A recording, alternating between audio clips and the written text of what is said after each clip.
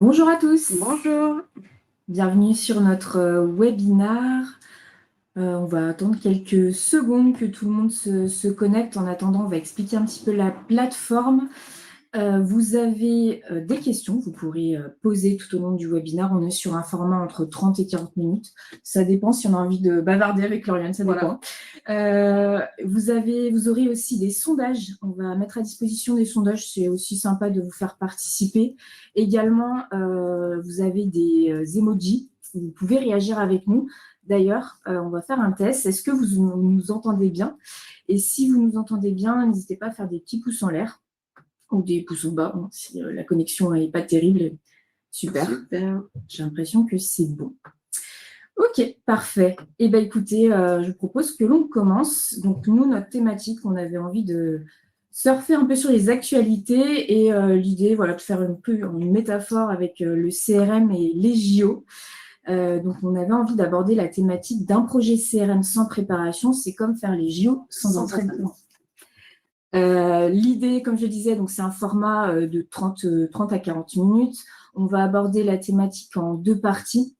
Une première partie, c'est comment lancer son projet CRM et arriver à la ligne d'arrivée, justement.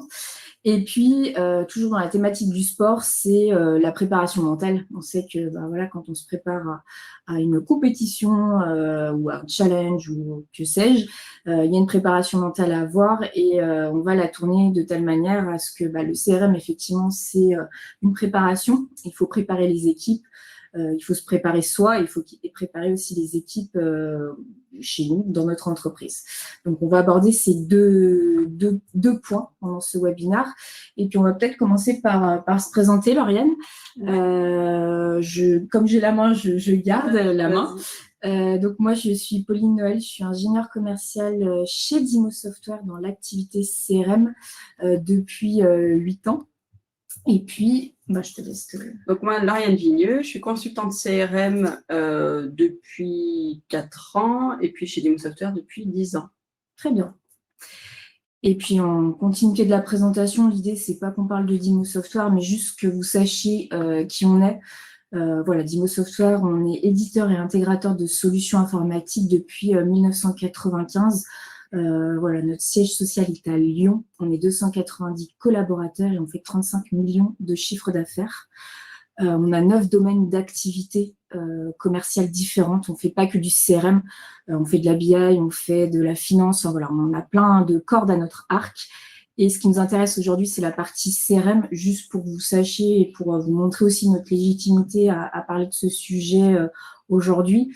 On a 26 ans d'expérience dans la mise en œuvre de projets CRM. Donc, on a commencé avec plusieurs CRM. Et aujourd'hui, on a le bénéfice des projets qu'on a mis en œuvre, on a l'expérience des projets qu'on a mis en œuvre chez nos clients. Donc, ça nous permet aussi de conseiller nos futurs prospects, nos futurs clients sur cet aspect-là.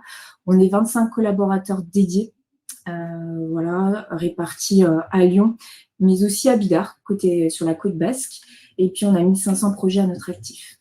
Et je l'ai mis aussi, on travaille avec des partenaires métiers parce qu'on ne fait pas que du CRM aussi. Et puis, on verra, Lauriane l'abordera, parce que quand on a une réflexion sur des sujets digitaux, sur du CRM, on peut se rendre compte qu'il y a d'autres choses qui vont être pris en ligne de compte.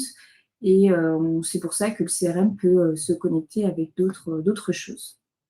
Voilà ce qui en est sur la présentation d'Imo Software et de l'activité CRM.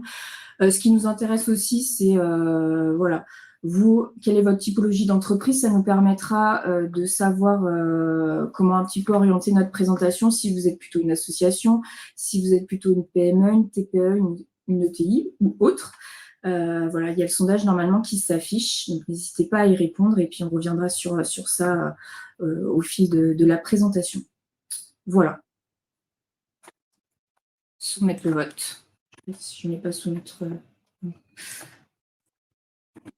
Voilà. Ok, donc si on passe sur la première partie, qui est comment lancer son projet CRM en interne. Donc, comme je le disais, voilà, c'est complexe hein, quand on a cette première réflexion en interne. Voilà, on ne sait pas par quel bout commencer, on ne sait pas comment voilà, organiser notre réflexion. Et l'idée dans cette première partie, c'est un peu de vous éclairer, de vous donner nos conseils. Alors bien sûr, il y en a plein de conseils. On restera sur les essentiels. Et puis après, si vous voulez échanger avec nous sur d'autres aspects, bien entendu, vous aurez la possibilité de le faire. Donc effectivement, quand on lance cette première réflexion, il y a plusieurs choses à l'esprit qui nous viennent. Là, effectivement, comme je le disais, on a 26 ans d'expérience dans la mise en œuvre de projets CRM et on reconnaît aujourd'hui des besoins. Alors ici, je vous ai mis quelques besoins, mais qui peuvent être, bien sûr, c'est non exhaustif ici ce qu'on présente. Ici, on est parti sur, par exemple, le besoin du commercial, c'est d'avoir un outil qui nous permet de centraliser l'information, d'avoir accès en mobilité. Pour plutôt la partie marketing, c'est un peu le nerf de la guerre, c'est avoir des données qui soient de qualité. Donc, bien entendu, pouvoir communiquer entre le service commercial et le service marketing, pouvoir faire des segmentations et notamment des communications sur nos clients, sur nos prospects. Pour la direction, bien entendu, ça va être de piloter sa stratégie commerciale. L'outil CRM est là aussi un outil hyper stratégique. Donc, l'idée de le mettre en place, c'est aussi d'en ressortir des indicateurs et de pouvoir mieux anticiper certains besoins, certaines choses. Et puis, on a aussi le sujet, faut pas les oublier, qui est la partie informatique. Il y a toute une notion de RGPD depuis que la loi est passée qui est hyper importante, digitaliser l'entreprise et puis avoir des synergies avec l'ensemble des outils. Donc voilà, ça c'est des besoins qu'on rencontre chez nos clients aujourd'hui. Bien entendu, comme je disais, il peut y en avoir d'autres.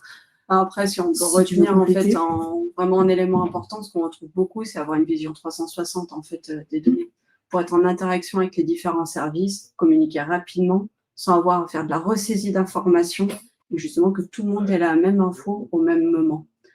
Et justement que ça soit après aussi bien important en fait pour les utilisateurs que finalement pour la direction qui a une vision en temps réel de ce qui se passe, avec une maîtrise des données. S'il y a parfois des contraintes de sécurité, on peut aller un peu plus loin, des choses comme ça, des exigences sur ces points-là, avoir l'idée une bonne maîtrise de données, des données rapides d'accès en fait. D'avoir une plateforme en fait collaborative. Exactement, ouais. Justement, Lauriane, voilà, donc là on a mis quelques besoins. Quand on se met dans la peau peut-être de ceux qui nous regardent, voilà, je sais qu'il y a des besoins, voilà, j'identifie qu'il y a quelques symptômes, quelques lacunes chez nous, mais j'arrive pas à connaître mon périmètre. Comment je me pose la question, comment je définis mon périmètre projet, quelles sont les questions que je dois me poser? La question qui doit être posée, c'est déjà en fait, à qui va être destiné en fait ce besoin, à qui on destine le projet. Est-ce que ça en parle en tant que service? Est-ce que c'est pour la société? Est-ce que c'est global ou pas? Donc ça va être le premier, si tu veux passer comme ça. Donc vraiment le qui. Qui j'oriente mes questions ou ce que je veux mettre en place justement cette problématique, vision, admettons 360, de saisie de données, de qui j'ai besoin de récolter les informations. Voilà. Après, l'autre question du coup qui en découle, pourquoi je fais ça? Quel est mon but en fait principal? Quand on met un outil en place, ce qu'on veut, ça demande un certain investissement, c'est aussi que ça nous permette d'améliorer nos process, de travailler plus rapidement, de pouvoir encore être plus efficace, de ne pas perdre de données, plutôt qu'avoir stocké nos infos, par exemple, je ne sais pas, sous une tonne d'Excel, on se perd dans nos papiers, on se perd dans nos fichiers, de pouvoir centraliser.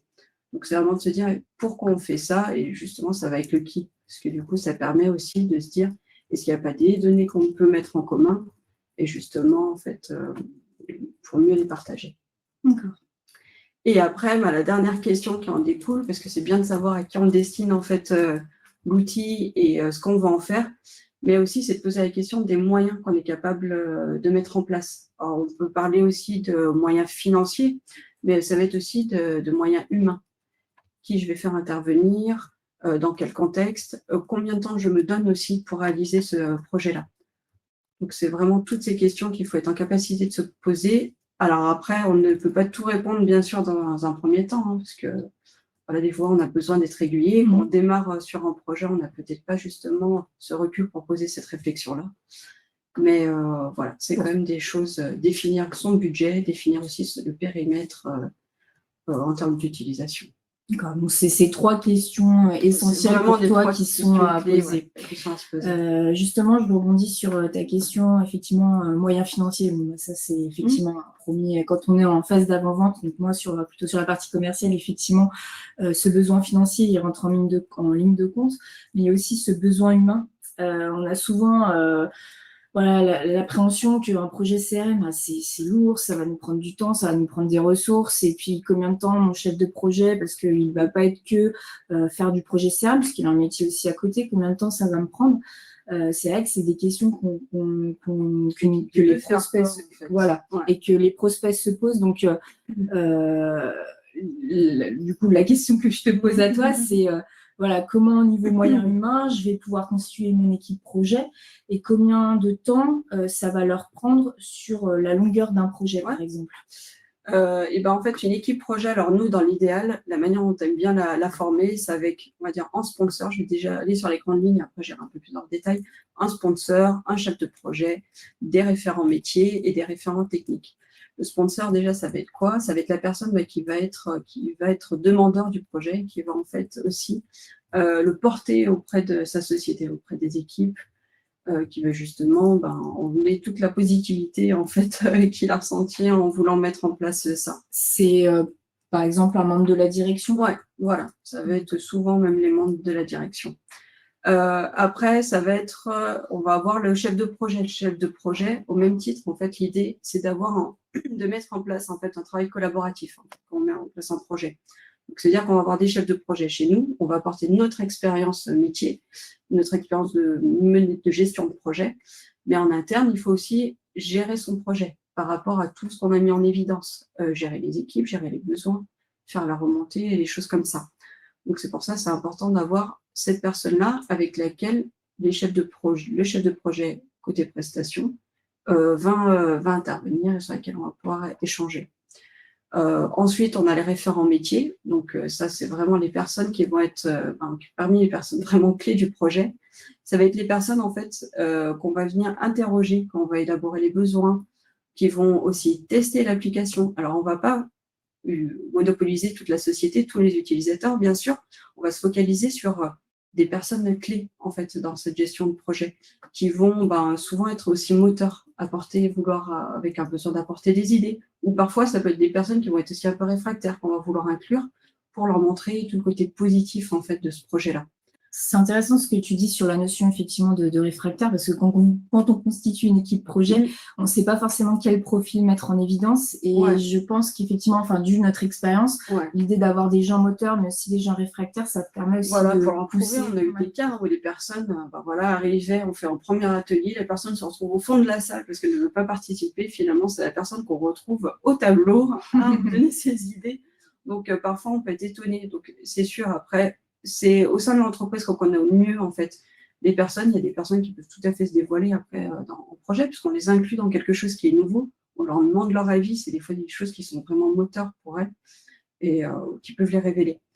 Donc, voilà. Donc, parmi les référents, pour terminer là sur cette partie, c'est vraiment quelques personnes qui vont après avoir un rôle important. Ça va être de transmettre en fait ce qu'ils auront appris et être un peu les garants de ce qu'ils auront insufflé comme idée pour la constitution de logiciels. Nous, sur quoi on va se baser pour construire l'application. Donc des personnes clés c'est dans l'entreprise sur lesquelles on va s'appuyer. Tout à fait. Et après, on a les référents techniques. Donc ça va être plus pour la partie, alors bien que nous, c'est des solutions hébergées, choses comme ça, mais il peut très bien avoir aussi une partie d'interfaçage avec d'autres outils. Ou pour certaines mises en place un peu plus, on va dire, techniques, sur lesquelles on peut, nous, de toute façon, on a même d'accompagner, ça c'est certain, mais en interne, avoir le bon interlocuteur. Donc parfois, on a ce référent technique avec lequel c'est plus facile, en fait, de communiquer. D'accord. Voilà. Hop. Est-ce que justement, donc on a fait notre sondage tout à l'heure, est-ce que ça peut s'appliquer à toutes les structures? Donc je vois qu'il y a des personnes dans l'association des PME et autres aussi, typiquement sur des profils associatifs ou des PME. Est-ce que ce qu'on a évoqué en amont, donc à la fois sur le périmètre, à la fois sur la constitution d'une équipe projet, ça peut s'appliquer à toutes les structures et à toutes les tailles d'entreprise? Alors là, ce qu'on a vu, on va dire, nous, c'est ce qu'on essaie de poser pour constituer un projet, parce que c'est on va dire, c'est des rôles clés. Mais tout dépend de la taille de l'entreprise. Il y a des personnes, on va dire, par exemple, le sponsor va vouloir être aussi chef de projet, parce que la taille de son entreprise fait qu'il a besoin d'être impliqué aussi à ce niveau-là. On va pas avoir, voilà, tout dépend de la situation. Il y a des personnes qui vont avoir des doubles casquettes. Au même titre que, par exemple, une association n'aura peut-être pas forcément les moyens d'avoir un service technique. Ça va être quelque chose qui va être externalisé. Donc, au sein même de leur équipe de leur entreprise, ils n'auront pas ce référent technique. Mais par contre, on aura une personne avec qui on pourra rentrer en communication et le chef de projet, son rôle-là sera peut-être un peu plus complet sur ce type de structure, où du coup, il va nous orienter vers les bons interlocuteurs, vers les prestataires pour qu'on puisse mettre en place tout ça. Bien, merci. Donc oui, pour répondre à ta question, on adapte en fait. Ouais, exactement. Merci Lauriane pour ces précisions. Bon, on attaque la partie 2, j'espère que vous êtes... parce qu'on parle de JO, alors il faut préparer mentalement. Exactement. D'ailleurs, on voulait faire un petit webinaire humoristique, mais on n'a pas osé. Non, on n'a pas osé. Donc, si vous pensez que la prochaine fois, on fait un webinaire humoristique, mettez les pouces en l'air.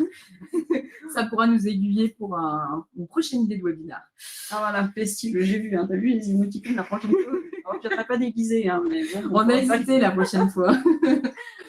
Oui, donc comme tu disais, on fait un parallèle. Effectivement, on n'en a pas trop fait là, depuis tout à l'heure, mais la préparation mentale, dépasser la ligne d'arrivée, c'est un objectif. Donc pour ça, il faut se préparer.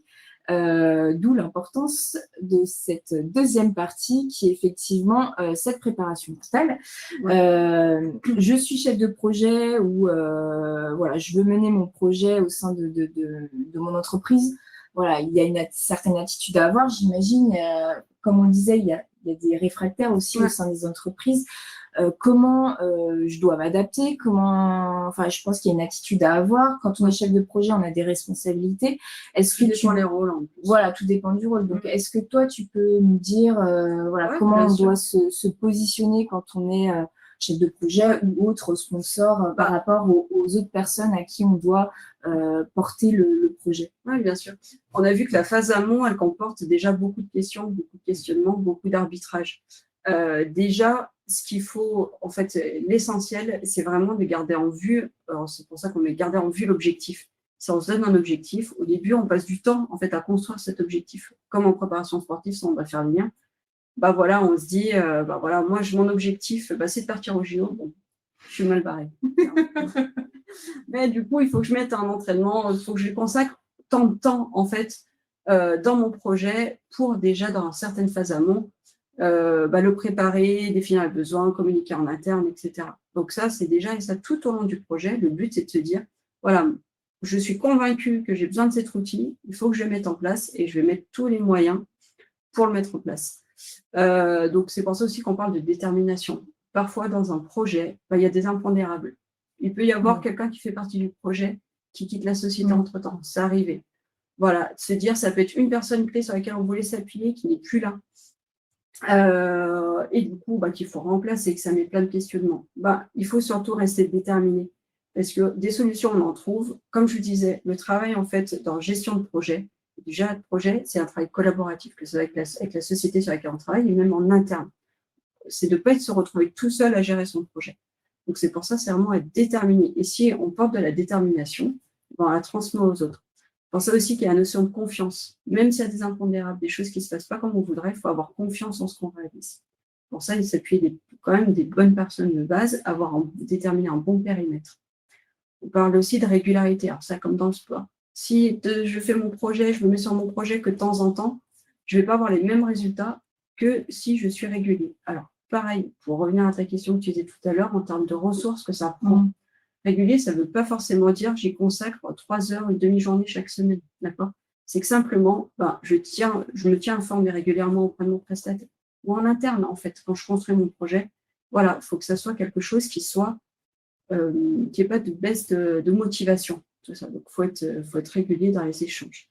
On parle aussi de fermeté, comme on disait, en fonction du tempérament qu'on va aussi avoir en face. Parfois, on veut mener des projets, il y a des personnes qui vont être très positifs. Et à contrario, on va avoir des personnes qui vont être très réfractaires. Ou sur des arbitrages où les gens vont se dire non, mais moi je veux telle chose dans mon projet, non, mais moi je veux telle autre, et tout ne peut pas être réalisé. Il faut aussi avoir la fermeté. Fermeté, ça ne veut pas dire se braquer contre les personnes, c'est juste on prend une décision tous ensemble et on a un maintien. Et ça, c'est valable pour la durée de vie du projet. Après, il y a des compromis. Comme on le disait, quand on définit le périmètre de son projet, il y a des personnes qui seront très satisfaites, peut-être d'autres un peu moins, parce que du coup, on ne peut pas tout faire dans ce coup. On ne peut pas prendre toutes les décisions au même moment. C'est fait aussi de compromis. Ça, il faut l'accepter. Tout à fait. Je rebondis aussi sur cette partie-là. Effectivement, c'est fait de compromis. Et on peut aussi, on ne l'a pas abordé sur la partie périmètre, mais on peut tout à fait faire différentes phases en fait, dans notre projet. On peut très bien faire une première phase où on va, par exemple, répondre à un besoin commercial. Et puis, on va faire le compromis de d'abord faire cette première phase et puis ensuite de s'orienter sur, par exemple, du service client. Donc ça peut être fait en 2 phases pour effectivement que les gens montent un peu en compétences et puis donnent des bonnes pratiques aussi pour les autres. Ouais, exactement. En fait, tout dépend de la tête du projet et de la volonté dans ce projet. Il peut y avoir des choses qui vont être tout à fait en 2 temps. Soit pour une question budgétaire, on va dire, voilà, moi, ça rentre plus dans mon budget cette année, ça sera dans le budget prochain. Ça peut être ce type de problématique. Mais ça peut être aussi, mes utilisateurs n'ont jamais utilisé d'outils. Ça me paraît compliqué. Voilà, on veut mettre du marketing, on veut mettre, je ne sais pas, admettons, dans diverses activités, de la gestion de formation, du SAV, après de la gestion, on va dire, standard, de prospects, de leads, etc. Ça peut paraître beaucoup et ça on peut avoir peur qu'il y ait de la confusion en fait, dans l'utilisation du logiciel. Et là, on peut faire le choix, moi, c'est ce qui est arrivé sur un de mes projets là récemment, de scinder. On va déjà s'approprier une partie du logiciel pour commencer à voir est-ce que déjà ça répond. Parce qu'il y a des fois des appréhensions, on me dit moi j'ai perdu du temps à saisir. Ça, du coup, je ne vais pas retrouver les infos que j'avais parce que j'ai tout dans ma tête ou j'ai stocké là. Bon, ça permet de fonctionner par étapes. Et ça a, comme je disais, plein d'avantages. Enfin, ça peut avoir des avantages, mais encore une fois, ça dépend aussi de l'objectif que l'on se donne. C'est vrai que c'est très important de le déterminer. Et après, voilà, juste pour terminer sur les différents points, notamment le respect du timing. C'est vrai que respecter le timing et se préparer à respecter son timing, s'imposer ça, et justement être ferme par rapport à ça. Alors, encore une fois, des impondérables font que parfois on décale, mais ce que je veux dire par là, c'est que de se dire, se donner un objectif de temps, c'est aussi pour cadencer un projet et faire en sorte qu'on ne perde personne en cours de route, qu'il n'y ait pas de perte de motivation. Donc ça, c'est très important. Donc, il faut se préparer aussi à ça, à consacrer du temps, le temps qu'il faut. Et puis, encore une fois, les choses s'adaptent en fonction, bien sûr, des capacités de chacun. Je pense qu'effectivement, il y a plein d'attitudes à avoir. Là, on en expose certaines, mais voilà, il y a d'autres éléments qui peuvent être pris en compte. Voilà. Chaque projet a ses particularités, a ses ressources. Exactement. Donc, on s'adapte. Et l'accompagnement, effectivement, au changement dans tout ça, effectivement, quand on le disait, on l'a évoqué, effectivement, l'adoption, c'est un sujet, la conduite au changement, c'est un sujet. Voilà, on le rencontre aussi en phase d'avant-vente, tu le rencontres aussi dans les phases de projet. On a toujours la question, non, mais moi, mon calepin, ça me va bien, mon fichier Excel, ça me va bien, pourquoi j'investirais dans un projet CRM, j'ai pas envie de partager d'informations, voilà, je vois pas l'intérêt.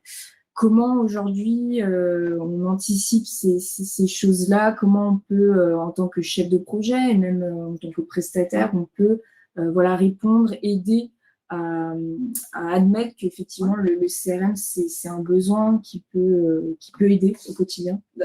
Déjà, il faut comprendre d'où viennent ces craintes, en fait. Si c'est simplement, j'ai peur de mettre mes données. En fait, c'est justement bien comprendre les craintes pour ensuite présenter la solution la plus adaptée. Si, par exemple, il y a des commerciaux qui sont, ça va être très concurrentiel, en fait, sur le terrain. On passe marché, expliquer des marchés, choses comme ça. C'est des choses sur lesquelles on trouve, justement, on va leur montrer qu'en termes de sécurité, on peut limiter leurs données, que seule la direction, des choses comme ça. Il y a des personnes qui ont peur, par exemple, pour être trafiquées, que c'est vraiment quelque chose, avant, je faisais un peu la popote et tout, même si les personnes en ont à se reprocher, hein, c'est pas tout le temps. Voilà. Leur dire, bah non, justement, montrer le côté positif. Ben voilà, le fait de tout mettre, ça permet, si demain, un collègue ou une collègue est absent, pouvoir prendre le relais. Justement, si on est très proche de nos clients, demain, je suis malade, je ne suis pas là 15 jours. Ça permet à mon équipe d'assurer un suivi. En fait, on va chercher justement le positif et contrebalancer comme ça ses craintes.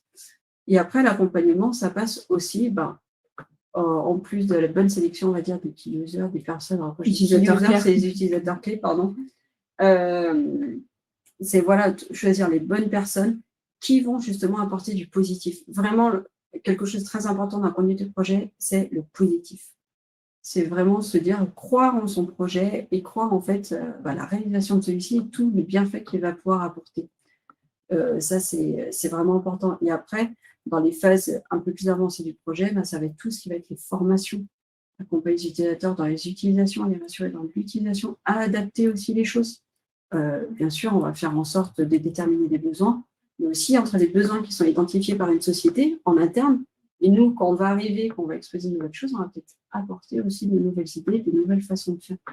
Donc, en fait, l'accompagnement passe par tout ça. Mais je pense que vraiment, c'est de rassurer les équipes et leur montrer encore une fois le positif de la mise en place de ce projet. Donc, on retient être positif. Voilà, être positif.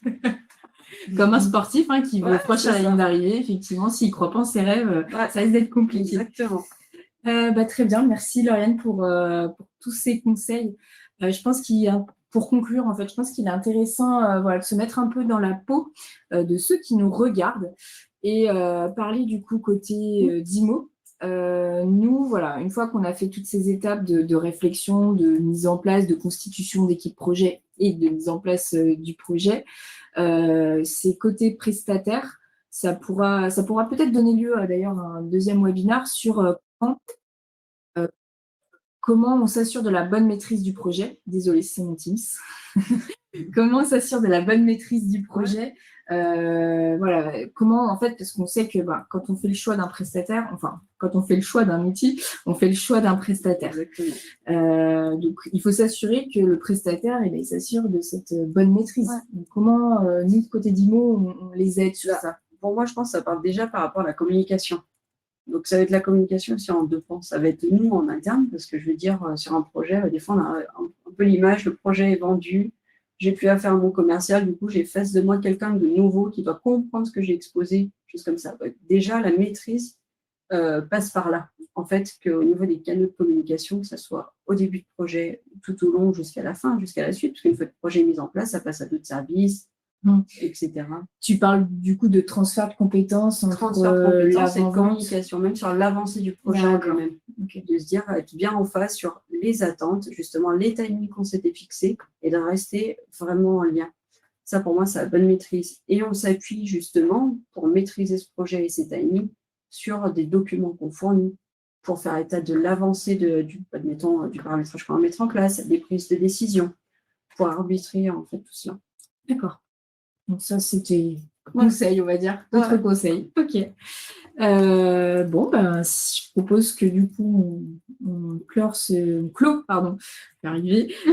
webinaire et qu'on passe aux questions. Alors, je ne l'ai peut-être pas présenté, mais on a l'homme invisible qui est à côté de nous, qui est Adrien, qui a mis en place d'ailleurs le sondage. J'avais une dernière question. Avant, je m'emmêle les pinceaux.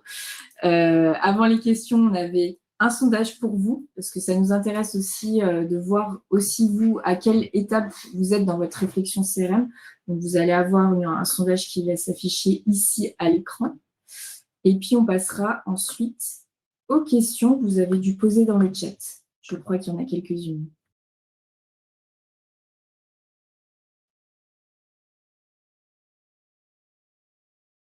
Tu me dis, Adrien, quand c'est bon.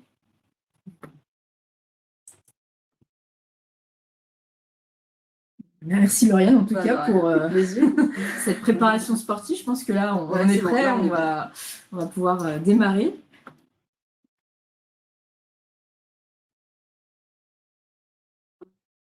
Comme ça, on vous laisse répondre peut-être. On vous laisse répondre tranquillement au sondage. Voilà, et puis comme je disais, je pense qu'on aura d'autres webinaires, hein. Nous, notre idée, c'est de faire des webinaires tous les mois sur voilà, l'approche conseil qu'on peut apporter, puisque effectivement, le choix du prestataire est hyper important. Donc, on aime bien mettre en évidence aussi l'expérience qu'on peut avoir. Voilà, pas que du produit, pas qu'un aspect produit, effectivement. Alors, c'est bon par rapport au sondage? On a les résultats, parce que je ne les vois pas dans le... Ok. Adrien me dit que c'est bon, donc on va passer à la partie questions-réponses. Alors, est-ce qu'il y a des questions, Adrien, pour nous? Oui, ça serait mieux. Voilà. Déjà, bonjour.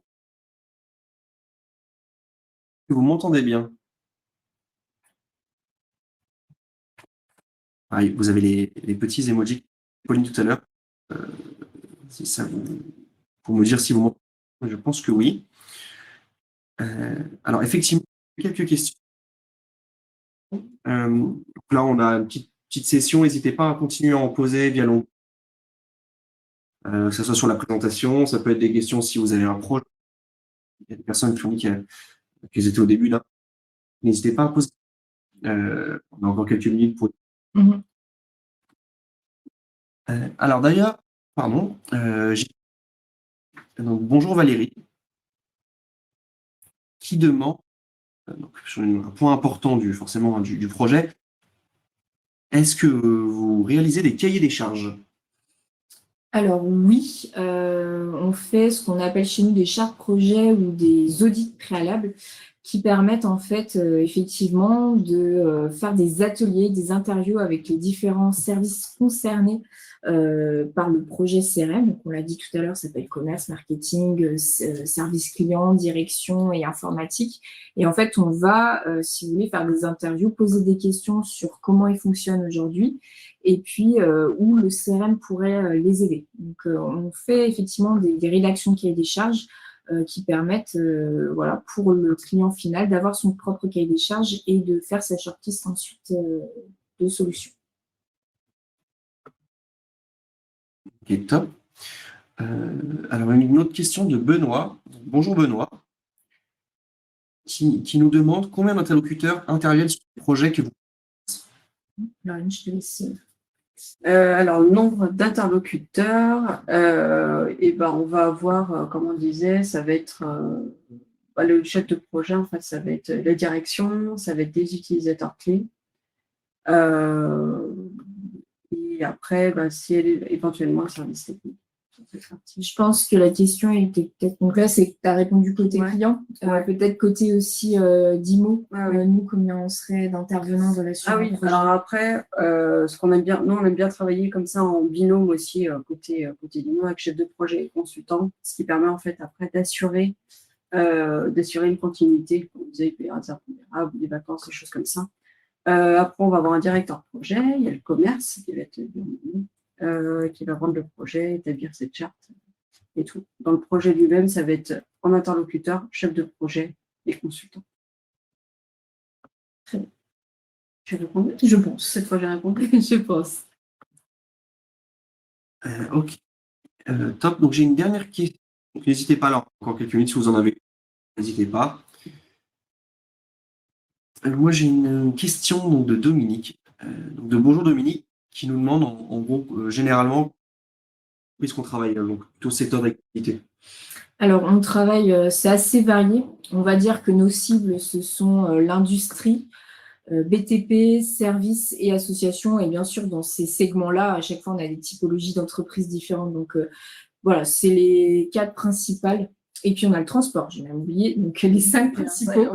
Oui, les 5 principaux, effectivement, sur lesquels on travaille. Mais après, on a un outil aujourd'hui qui est adaptable et flexible, donc qui permet de s'adapter à toute taille et tout type d'entreprise en général.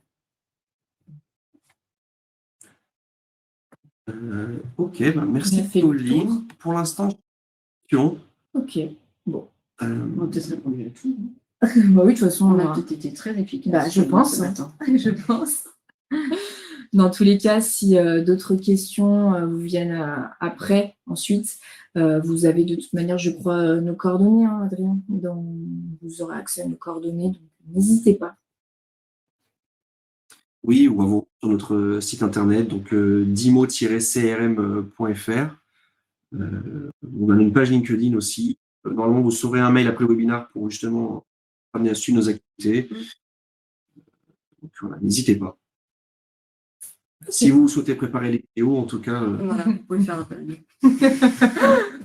Je suis pas sûre qu'on sera sur la session de 2024. Ah mais, oui. On se donne jusqu'à quand? C'est quoi les prochains? 28? Ouais, allez. Bon, merci en tout cas pour Merci votre participation. Et puis, à bientôt. À bientôt. Au revoir. Au revoir.